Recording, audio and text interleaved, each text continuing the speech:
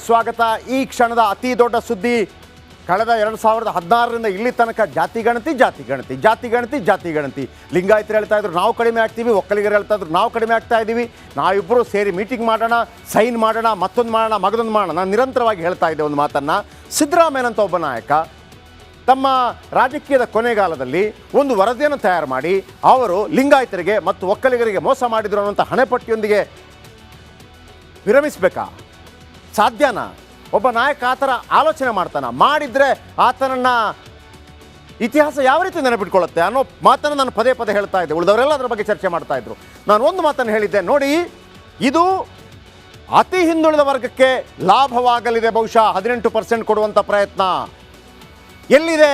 50% ಮಾತ್ರವಲ್ಲ ಮೀಸಲಾತಿ, ಇಲ್ಲ, ತಮಿಳುನಾಡಲ್ಲಿ ಇದೆ 69% ಅತಿ ಹಿಂದುಳಿದ ವರ್ಗ. ಇಲ್ಲೂ ಕೂಡ ಅಷ್ಟೇ. ಈ ಜಾತಿ ಗಣತಿಯಲ್ಲಿ 816ರಷ್ಟು ಅತಿ ಹಿಂದುಳಿದ ವರ್ಗಗಳ ಜಾತಿ ಸಿಕ್ಕಿದೆ. ಅದರಲ್ಲಿ 464 ಜಾತಿ ಯಾವುದು ಅಂತ ಗೊತ್ತಿಲ್ಲ. ಅಂಥದ್ದನ್ನು ನಾನು ಈ ಸುಪ್ರೀಂ ಕೋರ್ಟ್ಗೆ ತಗೊಂಡೋಗಿ ಹೇಳಿದರೆ ಸುಪ್ರೀಂ ಕೋರ್ಟ್ ಏನು ಹೇಳ್ತಾರೆ, ಇವ್ರು ಯಾರು ಅಂತ ಕೇಳ್ತಾರೆ. ಸರ್, ಇವರು ಅತಿ ಹಿಂದುಳಿದ ವರ್ಗ, ಇವ್ರದ್ದು ಏನು ಅಂತ ಈಗ ಗೊತ್ತಿಲ್ಲ, ಫಸ್ಟ್ ಊಟ ಹಾಕಿ ಅವರಿಗೆ ಅಂತ ಹೇಳ್ತಾರೆ. ಊಟ ಹಾಕಿ ಅಂತ ಹೇಳ್ತಾರೆ. ಸರ್, ಊಟ ಹಾಕ್ಬೋದು, ಊಟ ಹಾಕೋದಕ್ಕೆ ನಮ್ಮ ಬಳಿ ಏನೂ ಇಲ್ಲ, 50% ಮುಗಿದೋಗಿದೆ ಅಂತ ಹೇಳಿದಾಗ ನಮ್ಮದೊಂದು 18% ತಗೊಳ್ಳಿ ಅಂತ ಹೇಳ್ತಾರೆ. ಅದು ಪ್ಲ್ಯಾನ್. ಇದು ನಿಜವೇ ಆಗಿದ್ದರೆ, ಯಾಕೆ ಅಂತಂದರೆ ಹಿಂದುಳಿದ ವರ್ಗಗಳ ಆಯೋಗ ಕೊಟ್ಟಿರೋದೇ ಶಿಫಾರಸು. ಅದನ್ನು ಜಾತಿ ಗಣತಿ ವರದಿ ಜಾರಿಗೆ ಮುಂದಾದ ಸಿಎಂ ಸಿದ್ದು, ವರದಿ ರಿಲೀಸ್ ಆದರೆ ರಾಜ್ಯದಲ್ಲಿ ಚಲನ ಫಿಕ್ಸ್, ಮೀಸಲಾತಿ ಹೇಗೆ ನೀಡಬೇಕು ಅಂತ ಸಮಿತಿ ಸಲಹೆಯನ್ನು ಕೊಟ್ಟಿದೆ. ಜಾತಿ ಗಣತಿ ವರದಿ ಆಧಾರದಲ್ಲಿ ಮೀಸಲಾತಿ ನೀಡಿಬಿಟ್ಟರೆ ಮೊದಲು ಖುಷಾಗೋದೆ ಡಿಕೆಶಿ, ಎಂಬಿ ಪಾಟೀಲ್, ಡಿಕೆಶಿ, ಆಮೇಲೆ ಅಖಿಲ ಭಾರತ ವೀರಶೈವ ಲಿಂಗಾಯತರೆಲ್ಲರೂ ಖುಷಿ ಆಗ್ಬಿಡ್ತಾರೆ. ಜಾಸ್ತಿ ಆಗ್ತಾ ಇದೆ ನಿಮಗೆ. ಯಾರು ವಿರೋಧ ಮಾಡ್ತಾ ಇದ್ರು ಅವರು ಪರವಾಗ್ತಾರೆ, ಯಾರು ಪರ ಇದ್ರು ಉಲ್ಟಾಗ್ತಾರೆ. ಕುರುಬ ಸಮುದಾಯ ಉಲ್ಟಾಗುತ್ತೆ ಕೇಳಬೇಕಿದ್ರೆ. ಆದರೆ ಇದೊಂದು ಗಿಮಿಕ್ ಇದೆ ಇಲ್ಲಿ, ಆಮೇಲೆ ಹೇಳ್ತೀನಿ. ವರದಿ ರಿಲೀಸ್ ಆದರೆ ಕೆಲವರನ್ನ ಬಿಟ್ಟರೆ ವೀಕ್ಷಕರೇ, ಎಲ್ಲಿ ಕುರುಬ, ಈಡಿಗ, ವಿಶ್ವಕರ್ಮ, ಕುಂಬಾರ, ಸವಿತಾ ಸಮಾಜ, ದೇವಾಂಗ, ನೇಕಾರ, ಮಡಿವಾಳ ಸೇರಿದಂತೆ 102 ಜಾತಿಗಳಿಗೆ ತೊಂದರೆ ಆಗುತ್ತೆ. ಬಿಟ್ಟರೆ 15% ಇದೆ, 10% ಆಗುತ್ತೆ ಬಿಟ್ಟರೆ ಇವರ ಶಿಫಾರಸಿನ ಪ್ರಕಾರ. ನೋಡಿ, ಭಾಳ ಮುಖ್ಯವಾಗಿ ಪರಿಶಿಷ್ಟ ಜಾತಿ ಮತ್ತು ಪರಿಶಿಷ್ಟ ಪಂಗಡ ಇವರು ಮುಟ್ಲಿಕ್ಕೆ ಹೋಗಿಲ್ಲ. ಪರಿಶಿಷ್ಟ ಜಾತಿಗಿರು 15%, ಅದರಲ್ಲಿ ಹೊಲೆಯ, ಮಾದಿಗ, ಬೋವಿ, ಲಂಬಾಣಿ, ಕೊರ್ಚ, ಕೊರ್ಮ ಸೇರಿ 101 ಜಾತಿಗಳು. ಅವ್ರನ್ನ ಮುಟ್ಟೋಕೆ ಅವ್ರಿಗೆ 15% ಅಲ್ಟಿಮೇಟ್. ಪರಿಶಿಷ್ಟ ಪಂಗಡ ವಾಲ್ಮೀಕಿ, ನಾಯಕ, ಸೋಲಿಗರು, ಕುರುಮಾನ್ ಸೇರಿದಂತೆ 50 ಜಾತಿಗಳು, ಅವರನ್ನು ಮುಟ್ಟೋಕೆ ಹೋಗಿಲ್ಲ. ಹಿಂದುಳಿದ ಪ್ರವರ್ಗ ಎ, ಪ್ರವರ್ಗ 1 ಇದೆ, ಇವರಿಗೆ 4% ಇದೆ. ಅವರಲ್ಲಿ ಗಂಗಾ ಮತಸ್ಥ, ಉಪ್ಪಾರ, ಗೊಲ್ಲ 95 ಜಾತಿಗಳಿದೆ. ಇದು ಅರ್ಥ ಆಗಲಿಕ್ಕಿಲ್ಲ, ನಾನು ಅರ್ಥ ಮಾಡುವಂಥ ಶತಪ್ರಯತ್ನ ಮಾಡ್ತೀನಿ, ಸುಲಭವಾಗಿ ಅರ್ಥ ಆಗಲ್ಲ. ಬಿಟ್ಟಾಕಿ, ನೀವು ಅದರ ಬಗ್ಗೆ ಏನು ತಲೆ ಕೆಡಿಸ್ಕೋಬೇಡಿ. ನೋಡಿ ವೀಕ್ಷಕರೇ, ಲಿಂಗಾಯತರಿಗೆ ಇಲ್ಲಿ ತನಕ 5% ಇತ್ತು, ಈ ಶಿಫಾರಸು 8% ಕೊಡಬೇಕು ಅಂತ ಹೇಳ್ತಾ ಇದೆ. ಈಗ ಶಾಮನೂರು ಶಿವಶಂಕರಪ್ಪ ಬೇಡ ಅಂತಾರಾ? ಎಂಬಿ ಪಾಟೀಲ್ ಬೇಡ ಅಂತಾರಾ? ಯಡಿಯೂರಪ್ಪ ಬೇಡ ಅಂತಾರಾ? ವಿಜೇಂದ್ರ ಬೇಡ ಅಂತಾರಾ? ಬಸವನಗೌಡ ಪಾಟೀಲ್ ಯತ್ನಾಳ್ ಬೇಡ ಅಂತಾರಾ? ಲಿಂಗಾಯತರಿಗೆ ಇಲ್ಲಿ ತನಕ 5% ಇತ್ತು, 8% ಆಗ್ತಾ ಇದೆ. ಒಕ್ಕಲಿಗರಿಗೆ ಇಲ್ಲಿ ತನಕ 4% ಇತ್ತು. ಒಕ್ಕಲಿಗ, ರೆಡ್ಡಿ, ಬಲಿಜ, ಬಂಟ, ಕೊಡವ ಸೇರಿ 12 ಜಾತಿ, ಅವರಿಗೆ 4% ಇತ್ತು, 7% ಆಗ್ತಾ ಇದೆ. ಬೇಡ ಅಂತೀರಾ? ದೇವೇಗೌಡರು ಬೇಡ ಅಂತೀರಾ? ಕುಮಾರಸ್ವಾಮಿ ಬೇಡ ಅಂತೀರಾ? ಡಿ ಕೆ ಶಿವಕುಮಾರ್ ಬೇಡ ಅಂತೀರಾ?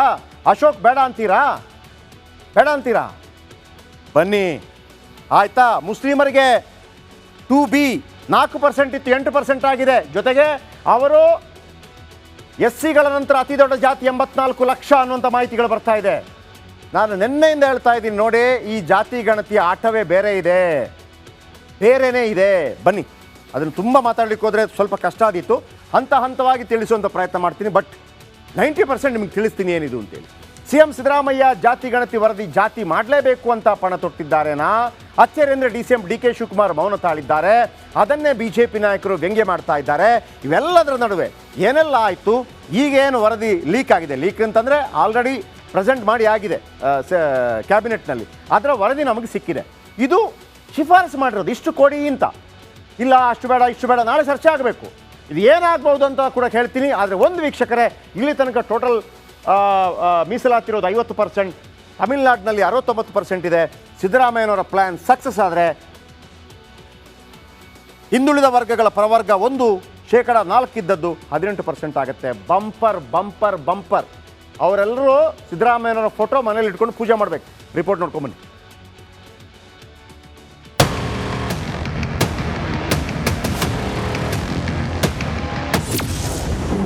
ಕಾಂಗ್ರೆಸ್ ಸರ್ಕಾರದ ಜಾತಿ ಗಣತಿ ಮಾಸ್ಟರ್ ಸ್ಟ್ರೋಕ್. ಸಿದ್ದರಾಮಯ್ಯ ಮುಖ್ಯಮಂತ್ರಿ ಸ್ಥಾನ ಮತ್ತಷ್ಟು ಭದ್ರ. ಏಪ್ರಿಲ್ 17 ಅಂದು ಕರ್ನಾಟಕದ ಪಾಲಿಗೆ ಮಹತ್ವದ ದಿನ. ಸಾಕಷ್ಟು ಪರ ವಿರೋಧದ ನಡುವೆಗೆ ರಾಜ್ಯದ ಕಾಂಗ್ರೆಸ್ ಸರ್ಕಾರ ಜಾತಿ ಗಣತಿ ಎಂಬ ಜೇನುಗೂಡಿಗೆ ಕೈ ಹಾಕಲು ಹೊರಟಿದೆ. ಸಾಮಾಜಿಕ ಮತ್ತು ಶೈಕ್ಷಣಿಕ ಸಮೀಕ್ಷಾ ವರದಿ ಮಂಡನೆಯಾಗಿದ್ದು ಮುಂದಿನ ಗುರುವಾರ ಏನೆಲ್ಲ ಲೆಕ್ಕಾಚಾರ ಬಟ್ಟ ಬಯಲಾಗಲಿದೆ. ವರದಿ ಲೀಕ್ ಆಗಿಲ್ಲ ಅಂದ್ರು ಸಚಿವ ತಂಗಡಗಿ. ಬರಲಿ, ಈಗ ಎಲ್ಲದೂ ಸುಳ್ಳು, ಆ ರೀತಿ ಹೇಳ್ತಾ ಇರೋದು ಶುದ್ಧ ಸುಳ್ಳು. ವಾಸ್ತವ ಸತ್ಯ ಕ್ಯಾಬಿನೆಟ್ ಒಳಗೆ ಮಂಡನೆ ಆಗಿದೆ. ಈಗ ಅದ್ರ ಬಗ್ಗೆ ಚರ್ಚೆಗಳಾಗಲಿ. ಮೊದಲನೇ ಸ್ಥಾನ ಇದೆ, ಹಿಂದುಳಿದ ವರ್ಗದೊಳಗೆ 2ನೇ ಸ್ಥಾನದಾಗಿದೆ, ಅದನ್ನು ಮುಸ್ಲಿಮರು 3ನೇ ಸ್ಥಾನದಾಗಿದ್ದಾರೆ. ಅದನ್ನೆಲ್ಲ ಹೇಳೋದು ಬೇಡ. ವಾಸ್ತವ ಸತ್ಯ ಗೊತ್ತಾಗುತ್ತೆ. ಈಗ ಕೊಟ್ಟಿದ್ದೀವಿ, ನೋಡಲಿ. ಇನ್ನೊಂದು ತುಸಿದಾಗ ಸತ್ಯಾಸತ್ಯತೆ ಹೊರಗೆ ಬರ್ತೈತೆ. ಸೋರಿಕೆಯಾಗಿರೋ ವರದಿ ಪ್ರಕಾರ ಪರಿಶಿಷ್ಟ ಜಾತಿಯವರು 1,08,00,000 ಲಕ್ಷದಷ್ಟಿದ್ರೆ ಎಸ್ಟಿ 42 ಲಕ್ಷ, ಮುಸ್ಲಿಮರು 74 ಲಕ್ಷ, ಲಿಂಗಾಯತರು 73 ಲಕ್ಷ, ಒಕ್ಕಲಿಗರು 70 ಲಕ್ಷ, ಕುರುಬರು 45 ಲಕ್ಷ, ಮರಾಠರು 16 ಲಕ್ಷ, ಬ್ರಾಹ್ಮಣರು 15 ಲಕ್ಷ, ವಿಶ್ವಕರ್ಮರು 15 ಲಕ್ಷ, ಈಡಿಗರು 14 ಲಕ್ಷ, ಬೆಸ್ತರು 14.5 ಲಕ್ಷ, ಕ್ರೈಸ್ತರು 12 ಲಕ್ಷ, ಗೊಲ್ಲರು 10.5 ಲಕ್ಷ, ಉಪ್ಪಾರ ಮಡಿವಾಳರು ಹಾಗೂ ಅರೆ ಅಲೆಮಾರಿಗಳು ತಲಾ 7 ಲಕ್ಷ, ಕುಂಬಾರ ತಿಗಳರು ತಲಾ 5 ಲಕ್ಷ, ಜೈನರು 3 ಲಕ್ಷದಷ್ಟಿದ್ದಾರೆ. ಆ ಒಂದು ರಿಪೋರ್ಟಕ್ಕೆ ಒಂದು ಒಪ್ಪಿಗೆ ಕೊಡುವಂಥ ಕೆಲಸ ಮಾಡಿದ್ದಾರೆ. ಮತ್ತು 17ನೇ ತಾರೀಕಿಗೆ ಅದರ ಬಗ್ಗೆ ಡಿಟೇಲ್ ಆದಂಥ ಚರ್ಚೆ ಮಾಡ್ತೀವಿ ಅನ್ನುವಂಥದ್ದನ್ನು ಮುಖ್ಯಮಂತ್ರಿಗಳು ಹೇಳಿದ್ದು ನೋಡಿದರೆ ಅವರಲ್ಲಿ ಅದು ಗೊಂದಲ ಇದೆ. ಹಿಂದೆ ಅವರು ಮುಖ್ಯಮಂತ್ರಿ ಇದ್ದಾಗ, ಫಸ್ಟ್ ಟೈಮ್ ಮುಖ್ಯಮಂತ್ರಿ ಇದ್ದಾಗಲೇ ಆ ವರದಿ ರೆಡಿಯಾಗಿತ್ತು, ಅದು ಸ್ವೀಕಾರ ಮಾಡಲಿಲ್ಲ. ಆಮೇಲೆ ಈಗ 2ನೇ ಬಾರಿ ಅವರು ಮುಖ್ಯಮಂತ್ರಿ ಆದಮೇಲೆ ವರದಿ ಮಂಡನೆ ಆದರೂ ಸದ್ಯಕ್ಕೆ ಅದನ್ನು ಇಲ್ಲಿವರೆಗೂ ಬಹಿರಂಗಪಡಿಸಲಿಲ್ಲ. ಜಾತಿ ಗಣತಿ ವರದಿ ಮಂಡನೆ ಆದರೂ ಡಿಸಿಎಂ ಡಿಕೆ ಶಿವಕುಮಾರ್ ಮೌನವಾಗಿರುವುದು ಹಲವು ಅನುಮಾನಕ್ಕೆ ಎಡೆ ಮಾಡಿಕೊಟ್ಟಿದೆ. Bureau report, republic Kannada. ಸ್ವಾಗತ. ಈ ಕ್ಷಣದ ಅತಿ ದೊಡ್ಡ ಸುದ್ದಿ, ಕಳೆದ 2016ರಿಂದ ಇಲ್ಲಿ ತನಕ ಜಾತಿ ಗಣತಿ.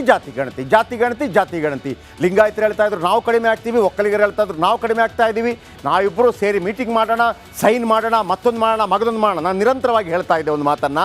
ಸಿದ್ದರಾಮಯ್ಯನಂತ ಒಬ್ಬ ನಾಯಕ ತಮ್ಮ ರಾಜಕೀಯದ ಕೊನೆಗಾಲದಲ್ಲಿ ಒಂದು ವರದಿಯನ್ನು ತಯಾರು ಮಾಡಿ ಅವರು ಲಿಂಗಾಯತರಿಗೆ ಮತ್ತು ಒಕ್ಕಲಿಗರಿಗೆ ಮೋಸ ಮಾಡಿದ್ರು ಅನ್ನುವಂಥ ಹಣೆಪಟ್ಟಿಯೊಂದಿಗೆ ವಿರಮಿಸಬೇಕಾ?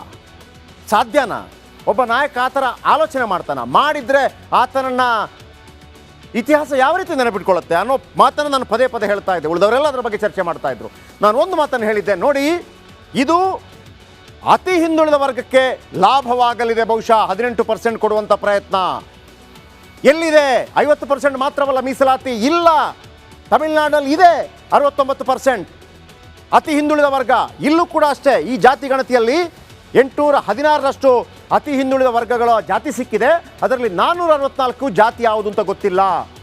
ಅಂಥದ್ದನ್ನು ನಾನು ಈ ಸುಪ್ರೀಂ ಕೋರ್ಟ್ಗೆ ತಗೊಂಡೋಗಿ ಹೇಳಿದರೆ ಸುಪ್ರೀಂ ಕೋರ್ಟ್ ಏನು ಹೇಳ್ತೇವೆ?